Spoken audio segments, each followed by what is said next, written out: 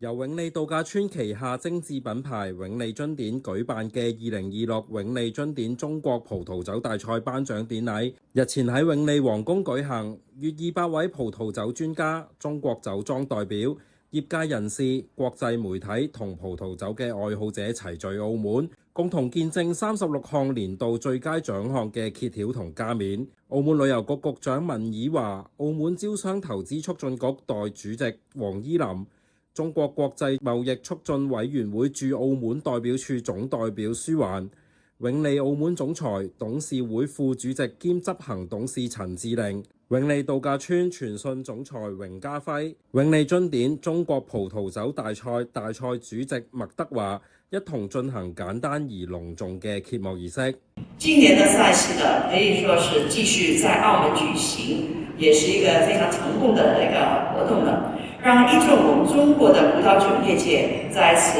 以酒會友，深化業內的交流合作，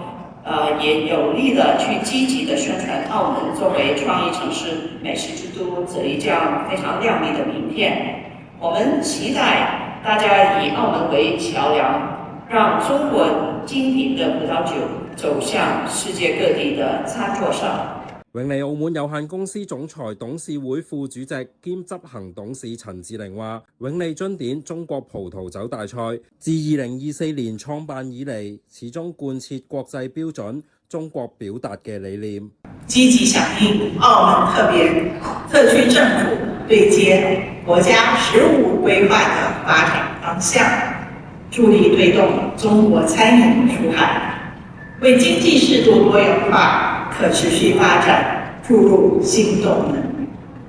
並加強發揮澳門世界旅遊休閒中心和創意城市、美食之都這兩張亮麗的產業名片。適逢今年永利迎嚟深耕澳門20週年嘅重要里程碑，今次嘅頒獎典禮特別匯聚永利旗下頂級餐廳同酒吧嘅陣容，呈現一場前所未有嘅20手饗宴。同時由23位全球頂尖葡萄酒專家組成嘅評審團，以盲品嘅方式評鑑嚟自近180家中國頂級酒莊，約800款參賽葡萄酒，並且嚴格依據國際通行嘅100分制，按分數等級評選出各項大獎，包括年度最佳中國葡萄酒、永利樽典獎、卓越品種獎以及產區冠軍獎3大類別下嘅多個單項大獎，仲有永利侍酒師甄選以及傑出青年釀酒師2大類別嘅榮譽，